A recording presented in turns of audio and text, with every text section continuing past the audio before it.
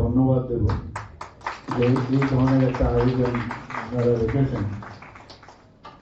জন্মদিন ঠিক আছে, জন্মদিন উপলক্ষে আপনারা করেছেন, এবং আমাদের যে এখন রীতিনীতি, আমরা যে ভাবধারা এখন আছি, এখন আমরা দেখি জন্মদিনে কেক কাটে, কিন্তু আমাদের এখানে কিন্তু এখন কেক কাটা না, এইসব এই ধরনের যে মানুষের জন্য যে কাজ করা, সেইগুলোর মধ্যে জন্মদিনকে খুঁজে পাওয়া। একটা বছর মানুষের প্রতি বছর যখন যায়, একদিকে কিন্তু দুঃখের বিষয় যে আমার একটা দিন গেল, একটা বছর গেল, আবার নতুন করে শুরু করতে হবে, অর্থাৎ you are going towards your end of your life. তো একদিকে নিরানন্দ, আবার আরেক দিক দিয়ে আনন্দ। কাজে আমরা জন্মদিনকে পালন করি এই কারণেই যে আমরা এই গত এক বছরে আমরা কি কি করলাম, এবং সেই যে কাজগুলোর মধ্যে কোথায় কোথায় খামতি রয়েছে, সেই খামতিগুলোকে আবার কিভাবে পূরণ করা যায়, সে নতুন ভাবে একটা ভাইব্রেশন নিয়ে আবার নতুন উদ্যোগে কাজ করা।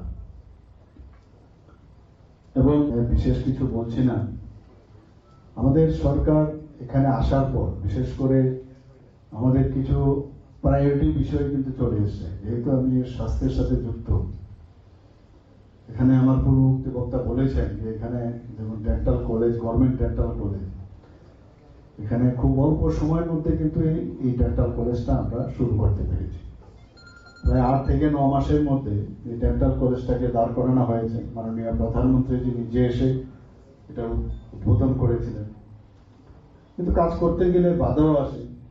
একজন জনপ্রতিনিধি কথা না, মানে ওনার অজ্ঞতার কারণে হঠাৎ করে উনি প্রাইম মিনিস্টারের অফিসে চিঠি লিখেছেন যে ডেন্টাল কলেজ দেখানো হয়েছে, আগরতলা গভর্নমেন্ট মেডিকেল কলেজের ফ্যাকাল্টিদেরকেও দেখানো হয়েছে, তাহলে তো এটার এজেন্সির যে তার যে এফিলিয়েশন সেটাই শেষ হয়ে যাবে। তো ন্যাচারালি আমি তখন যাচ্ছিলাম মেঘালয়, এবং মেঘালয় আমি গাড়িতে বসে, দ্যাট ডে ওয়াজ সানডে, আমি যখন যাচ্ছি তখন পিএমও অফিস থেকে ফোন এসছে যে এরকম এরকম বিষয়,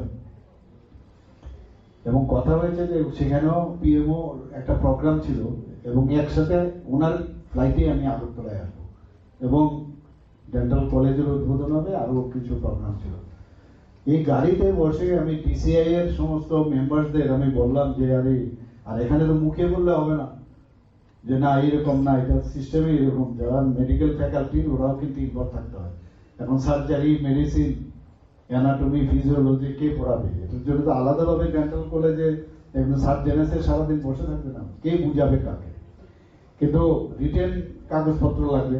আমি ডিসিআই এর অফিস খুলে এই গাড়িতে বসে বসে, প্রায় 3 ঘন্টার রাস্তা ছিল, 3.5 ঘন্টা, এই বসে বসে এগুলোর কাগজগুলো আনালাম। এটা তো মাননীয় মুখ্যমন্ত্রী জানেন, আর প্রধানমন্ত্রী কিন্তু জানেন না সেটা। কিন্তু অফিসে যখন আমি এগুলো পাঠালাম সব যে বাইলস গুলো, তারপরে কিন্তু নিশ্চিন্ত হলাম, এবং মাননীয় প্রধানমন্ত্রীজি তো আমাকে আর জিজ্ঞেস করেনি সব, কারণ তাদের ওনার যে প্রোটোকল সেই হিসাবে। তা এই বাধা এই ধরনের থাকবে, যে কোনো ভালো কাজ করব, শেষ পর্যন্ত তো উদ্বোধন হলো, কিন্তু কত মানে একটা এগোনের মধ্যে থাকতে হয়েছে যে কোনো জিনিসই। আপনারা এর আগেও দেখেছেন যখন এখানে একটা প্রাইভেট মেডিকেল কলেজ হয়েছে, সেখানেও নানা রকম বাধার সৃষ্টি করা হয়েছে, কিন্তু সমস্ত তথ্য দিয়ে বিধানসভায় বোঝানো হয়েছে যে এই যে প্রোটোকল, এনএমসির যে গাইডলাইন, এমসিআর যে গাইডলাইন, এইভাবে ইচ্ছে করলে যে কোনো গভর্নমেন্ট ডিস্ট্রিক্ট হসপিটাল বা স্টেট হসপিটাল, তারা ইচ্ছে করলে তাদের টিচিং দেওয়ার জন্য এরকম বহু কলেজও দিয়েছে, তার উদাহরণ দিতে হয়েছে। কিন্তু ওই যে খুঁজতে থাকে কিভাবে মানে আটকানো যায়। এখানে সিজা হসপিটাল, তারও প্রায় 900 কোটি টাকার ওরা ধাপে ধাপে ওনারা এখানে ইনভেস্ট করবে। মণিপুরের অবস্থা ভালো না, বেশ নাম করা, ওদের মেডিকেল কলেজও সেখানে আছে, আমাদের ত্রিপুরাতে আসতে চাইছে, তো সেখানেও বাধা দান। বোঝানো হলো যে ক্যাবিনেট ডিসিশন হয়েছে, মানে কোথাও কিছু খোঁজা যায় কিনা, আছে। আবার কথার সময় বলা হয় কি বলেন যে আমরা কনস্ট্রাকটিভ যে বিষয় সেইগুলো নিয়ে আমরা আলোচনা করি। ডিস্ট্রাকশনের কথাই বেশি বলেন, কনস্ট্রাকশন তো পরের কথা। কালকেও আমি দেখলাম আমার এক বক্তব্য নিয়ে এই যে আমাদের মাননীয় বিধানসভার যিনি বিরোধী দল নেতা এত সুন্দরভাবে বলেছেন, আমি দেখছি, কারণ কথা বলার মধ্যে কিন্তু যদি সত্যতা না থাকে তার মধ্যে কিন্তু একটা কথার মধ্যে ধরা পড়ে। আমি জানি না এখানে সাংবাদিক বন্ধুরা মনে মনে মুচকি শিউর হাসছেন যে কি বলছেন উনি। প্রতিটি কথার মধ্যে উনি এমন ভাবে বলছেন যে মাননীয় মুখ্যমন্ত্রীর অজ্ঞতা, মাননীয় মুখ্যমন্ত্রী ভুল বলছেন। ভাগ্যিস আমার যে একটা পেজ থেকে আমি দেখলাম, আমার না, একটা পার্টি একটা পেজ থেকে দেখলাম, উত্তরটা কিন্তু সাথে সাথে দিয়ে দিয়েছে। তো এইভাবে বিভ্রান্ত করার যে কি করবে, এখন তো বারবার উনি বলছেন, আসল কথাটা যখনই বলা হয় গাত্র দেওয়া হয়, প্রবলেম হয় আমাদের, শরীরে চুলকানি শুরু হয়ে যায়, কি করা যায় কি করা যায়। তো একটা সুযোগ হয়েছে, কথায় কথায় পার্টি অফিস রাস্তার মধ্যে তার নামতে পারে না, বেশিরভাগ মানুষ অ্যাকসেপ্টও করে না। ওই পুরনো যে কয়েকজন আছে কোনো রকমে হেঁটে হেঁটে যায়, বাকি ইয়াং লোক তো এখন যাচ্ছেই না ওদেরকে। তো একটা সহজলভ্য যেটা যে এটা প্রেস কনফারেন্সের বন্ধুরা তাড়াতাড়ি চলে যায়। আমি জানি ওনারাও খুব বিদ্বান, ওরা বুঝে যে কি মিথ্যা আশ্রয় নিয়েছে। এবং গোয়েবেল সাহেবের হিটলারের যে প্রচার সচিব ছিল, একদম দারুণ কিভাবে একটা জিনিস মিথ্যা বলা যায়। আমি দেখছিলাম আর ভাবছিলাম যে আরে আমি একটা পার্টির একটা প্রোগ্রামে গেছি, কেন গভর্নমেন্টের প্রোগ্রাম নাই। তো এইরকম জায়গার মধ্যে এমন ভাবে বলার কায়দা এত সুন্দরভাবে বলেন ওনারা, আমি এক এক সময় অবাক হই। ওনাদেরকে আমি ভাবতাম না জানি কত ওনারা জানেন, তাত্ত্বিক সমস্ত ব্যক্তি ত্রিপুরার জন্য কত ভাবেন, দেশের জন্য, ভিয়েতনামের জন্য, রাশিয়ার জন্য, চীনের জন্য, কত কিছু ওনাদের ভাবনা চিন্তা। এখন মনে হয় মানে কিছুই জানেন না। মানে এখন যে জায়গায় আমি আসছি, এখন মনে হচ্ছে এইভাবে টুপি পড়াচ্ছে সমস্ত মানুষকে। সত্যি দুঃখ হয় ওনাদের জন্য দুঃখ হয়। আমার পূর্ববর্তী বক্তা বলেছেন যে prevention is better than cure and it is cheaper than cure, সব দিক থেকে। তো সেই জায়গায় দাঁড়িয়ে আমরা দেখুন একটার পর একটা আমরা কাজ করছি, প্রায় 250 কোটি টাকা খরচ করে আমরা এই জিবি হাসপাতালে একদম পুরো কর্পোরেট স্টাইলে সুপার স্পেশালিটি ব্লক আমরা শুরু করেছি। নিশ্চয়ই আপনারা গেছেন ওখানে গিয়ে করেছেন।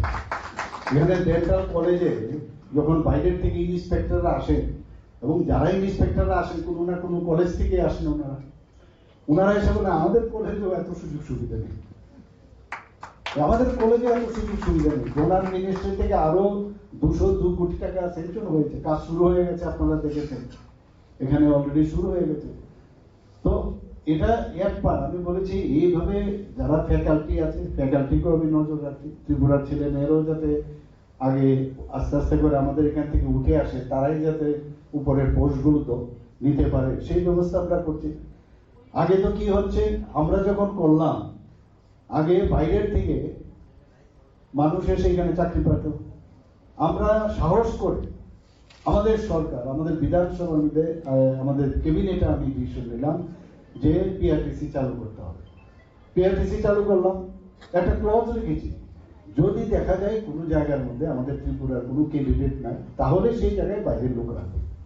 তারপরে ভাষণের মধ্যে এমন ভাবে বলছে কি হচ্ছে এগুলো, বাইরের থেকে লোক এখানে এসে জয়েন করছে, আবার নাইসলি তারা কোন ভেরি ট্রেন, মানে কিভাবে মিথ্যা বলা যায়। আমি হাসি যে তোমাদের তো সেই দমই ছিল না।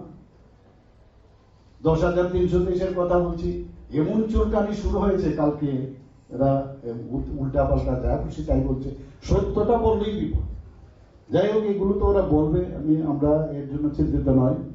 এখানে আমরা দুটো আরো যে বাকি রয়েছে, আমি আমাদের অনারেবল হেলথ ইউনিয়নের মিনিস্টার, ওনার সাথে আমি দেখা করেছিলাম, ওনাকে আমি অনুরোধ করেছিলাম যে এখানে হোমিওপ্যাথিক কলেজ এবং একটা আয়ুর্বেদিক কলেজ আমরা করবো। যেমন কথা তেমনি কাজ। এক একটা কলেজের জন্য 75 কোটি টাকা করে স্যাংশন করেছে, অলরেডি জায়গাও নির্ধারণ হয়েছে। আমি 3বার গেছি সেখানে, হোমিওপ্যাথিক কলেজ যেটা স্টেট হোমিওপ্যাথিক ইনস্টিটিউট, সেখানে সেটা হবে, সমস্ত কথাবার্তা হয়ে গেছে। প্রাইভেটেও ট্রাই করেছিলাম, কিন্তু শেষ পর্যন্ত যখন ইস্যু, একটা চেষ্টা থাকতে হয় এইটা করবো, ট্রাই করতে কি অসুবিধা। যেমন আমরা এডিসির মধ্যে একটা মেডিকেল কলেজ করবো, আমরা কমিটমেন্ট করেছিলাম, একটা পার্টি এসছে, কিন্তু এই পার্টি দেখলাম যে ঠিক প্রপার পার্টি আমরা পাইনি। এরপরে এখন এসছে বন্ধন ব্যাংকের যিনি উনি কথা দিয়েছেন সেদিন, প্রবাসী যে ত্রিপুরী যারা আছেন তাদের সেখানে কথা দিয়েছেন, তো সেখানে অলরেডি ইয়ারমার্ক আছে আমাদের আমবাসা মেডিকেল কলেজকে রেখে ওরা রাখা। তো চেষ্টা করতে তো ওষুধ ডেন্টাল কলেজও কিন্তু এভাবে চেষ্টা করতে করতে শেষ পর্যন্ত হয়।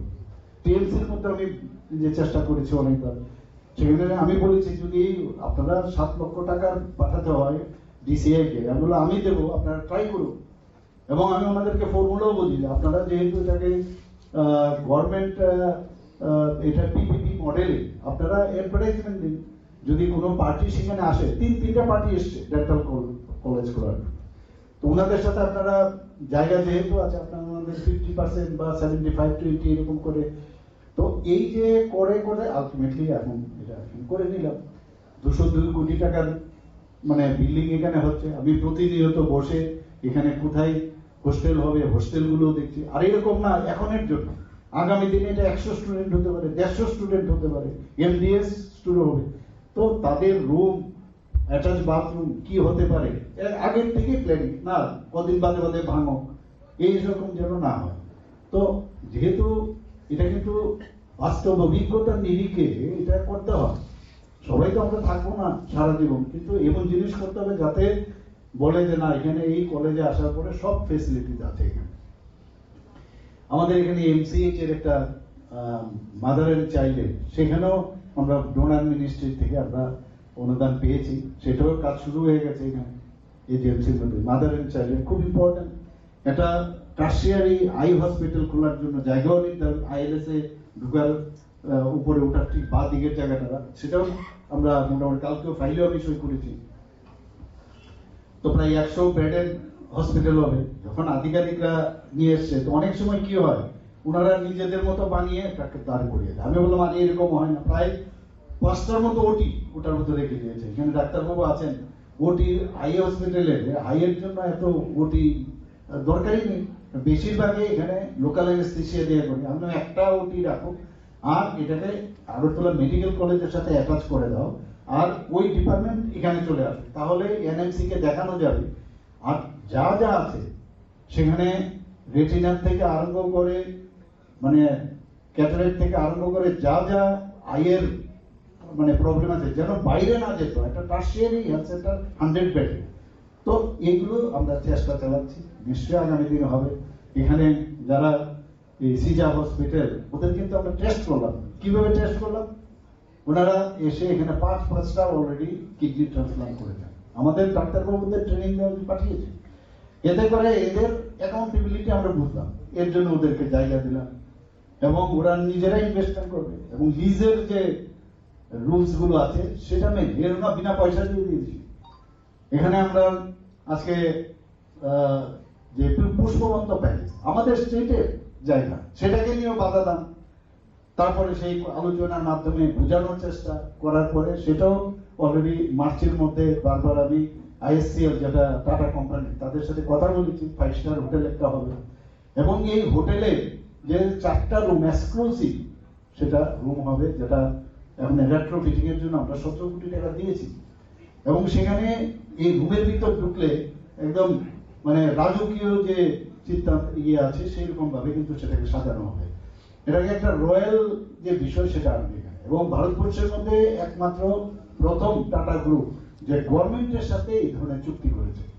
অন্যান্য জায়গায় কি করেছে, ওরা কিন্তু যারা মহারাজ যারা আছেন রাজস্থানে ওদের অফস্প্রিং যারা আছেন তাদের সাথে করেছে, বাট এখানে কিন্তু আমাদের সাথে ওরা মৌ করেছে। এবং প্রায় 100টার মতো রুম করবে, বাকি সেগুলো নর্মাল রেটে থাকবে। কিন্তু এই যে 4টে এই যে ঘর হবে সেটার এক একটা রেট কত আপনারা শুনলে অবাক হবেন। আমি সব জায়গায় বলি 1.5 লাখ থেকে প্রতিদিন 2.5 লাখ টাকা, তাহলে কে দেবে? এই যে এদের যে চেইন আছে সারা পৃথিবীর মধ্যে, তারা আছে, ওরা নিজেদের ফ্লাইট নিয়ে এখানে আসবে, এসে এখানে থাকবে। এখানে থাকলে শুধু এখানে বসে থাকবেন না, তো এখানে ওরা মাতাবাড়িতে যাবে, ওরা বিভিন্ন যে আমাদের যে ছবি মোড়া যাবে, ঊনকোটি যাবে, আমাদের বিভিন্ন জায়গায় অমরপুরে যাবে। তো যখন সমস্ত জায়গায় যাবে তাহলে আমাদের ত্রিপুরা সম্পর্কে জানবে।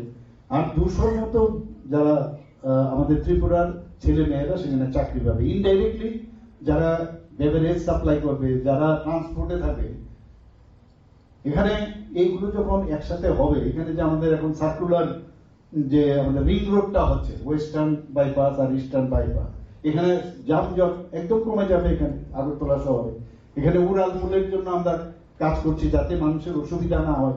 উড়াল পুলের আমরা অভিজ্ঞতা খুব ভালো করে আমরা জানি। এটাকে মাথায় রেখে বারবার বলছি যে কিভাবে করা যায়, সবার সহমত নিয়ে তারপরে করা। আমরা এরকম না একদম জবরদস্তি করে নেব।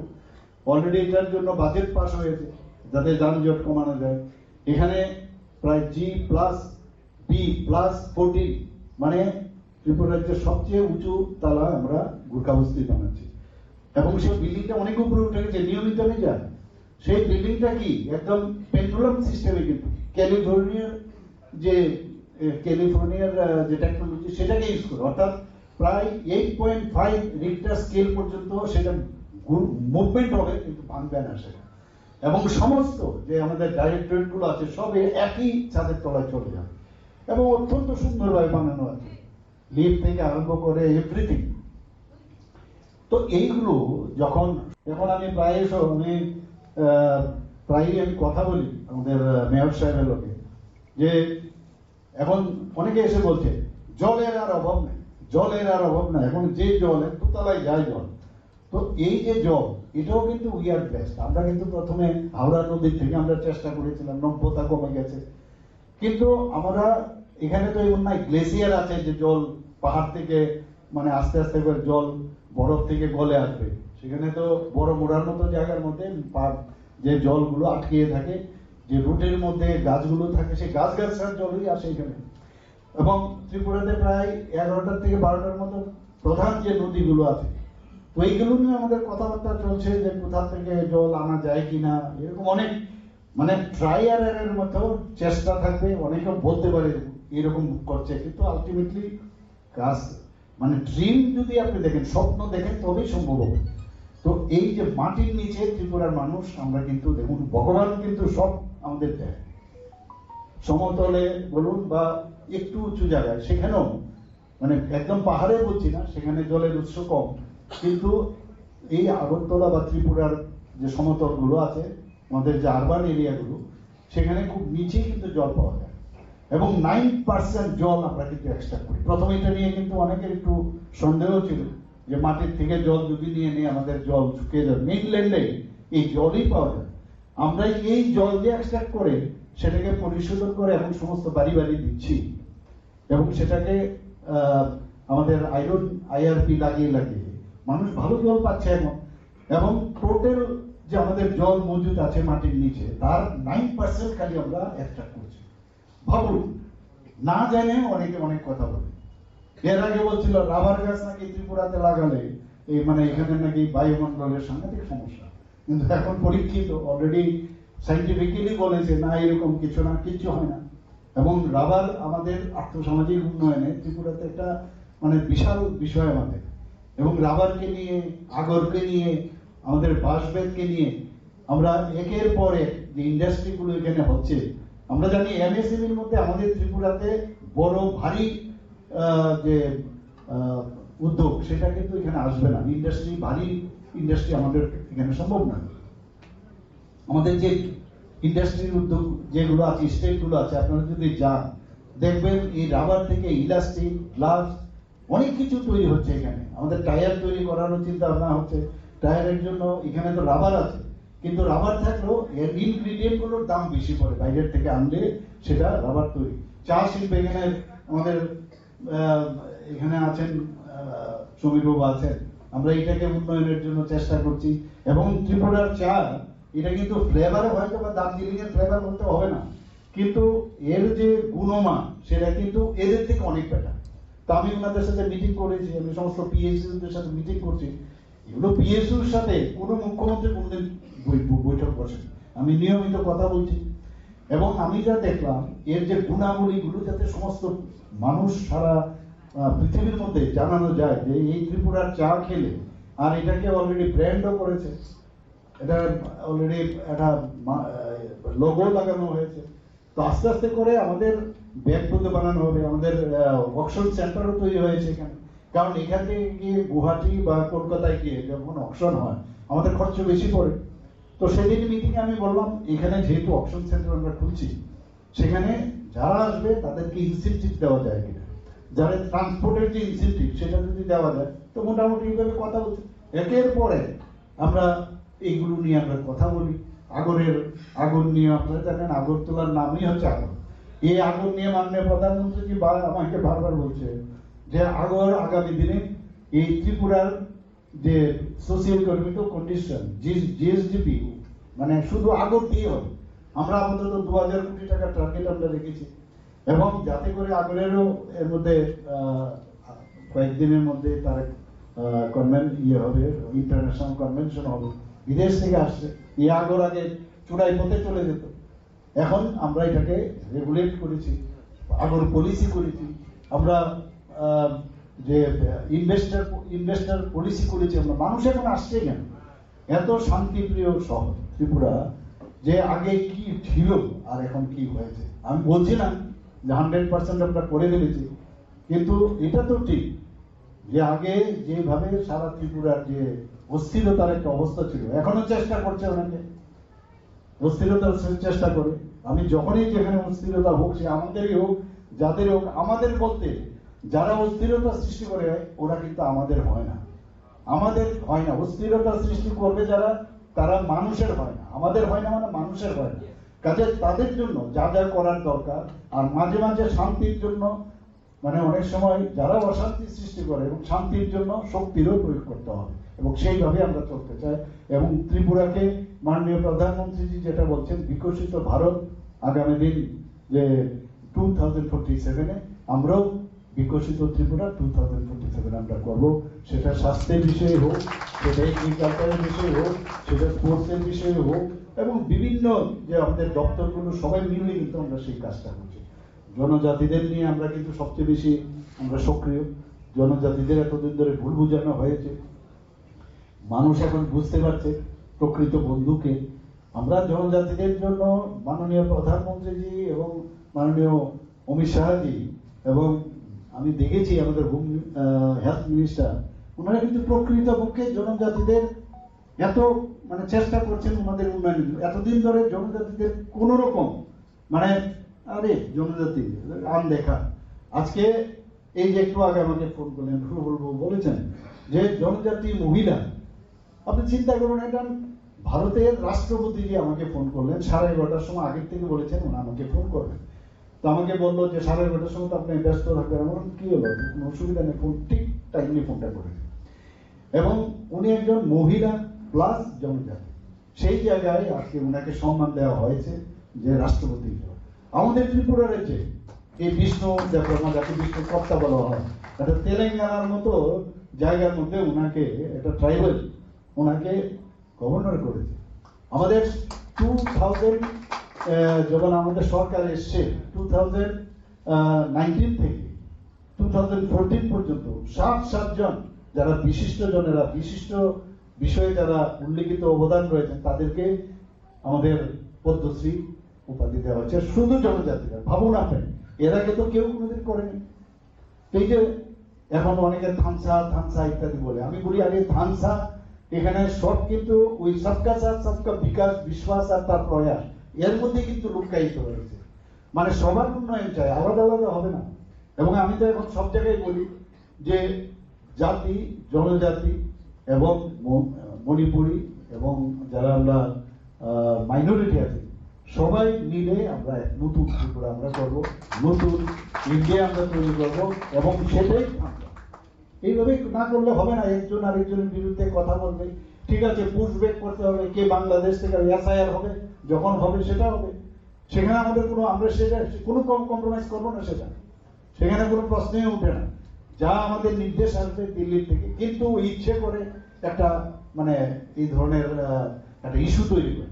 আর বিরোধীদের কাছে তো মানে এখন কোনো ইস্যুই নেই, কোনো ইস্যু নেই, ঘুম থেকে উঠে ভাবতে থাকে আজকে কি ইস্যু ইস্যু ইস্যু খুঁজতে থাকে, আরে মনে হলো এই জায়গাটায় ধরতে হবে, ফোনে কথা বলে আরেক দলের সাথে যে তুমি এই কথাটা বলবে, আমি আবার কালকে আরেকটা কথা বলবো, এই ধরনেরই চলছে। কোথায় আমরা এখানে উন্নয়নের কথা নিয়ে আমরা ব্যস্ত থাকি, কোথায় যাওয়া যায়, আর ওনারা এইসব বিষয় রাস্তা গরম করে, হ্যাঁ, আর এই ধরনের সারা জীবন অভ্যেস আছে, জল নেই, পানি নেই, শ্রমজীবী মানুষের অধিকার চাই, এইসব করতে করতে সারাটা জীবন গেল, কাজের কাজ কিচ্ছু না, মানে কাজের বেলায় অস্ত্ররম্ভা, এগুলো আর চলে না এখন।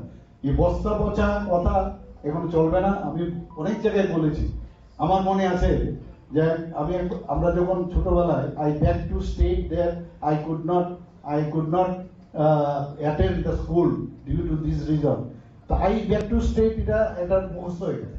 তো এদেরও জল নাই, পানি নাই, তো আমার দাদা বলেছিল আরে আই ব্যাক টু স্টেট বাদ দিয়েও কিন্তু ইংরেজি লেখা যায়। তো এটা আজকের তারিখে বুঝি আর কি, যে এইভাবেও লেখা যায়। তাদেরকে আমি বলবো যে পরে যেতে ভালোভাবে চিন্তা করুন, ভালো কথা মানুষের কাছে আনুন। আর আজকে যারা, কালকেও আমি দেখলাম আমার এক বক্তব্য নিয়ে এই যে আমাদের মাননীয় বিধানসভার যিনি বিরোধী দল নেতা এত সুন্দরভাবে বলেছেন, আমি দেখছি, কারণ কথা বলার মধ্যে কিন্তু যদি সত্যতা না থাকে তার মধ্যে কিন্তু একটা কথার মধ্যে ধরা পড়ে। আমি জানি না এখানে সাংবাদিক বন্ধুরা মনে মনে মুচকি শিওর হাসছেন যে কি বলছেন উনি। প্রতিটি কথার মধ্যে উনি এমন ভাবে বলছেন যে মাননীয় মুখ্যমন্ত্রীর অজ্ঞতা, মাননীয় মুখ্যমন্ত্রী ভুল বলছেন।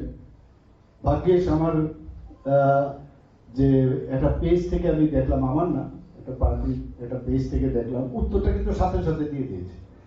তো এইভাবে বিভ্রান্ত করা যে কি করবে, এখন তো বারবার উনি বলছেন, আসল কথাটা যখনই বলা হয় গাছ দেওয়া হয়, প্রবলেম হয়, আমাদের শরীরে চুলকানি শুরু হয়ে যায়, কি করা যায় কি করা যায়।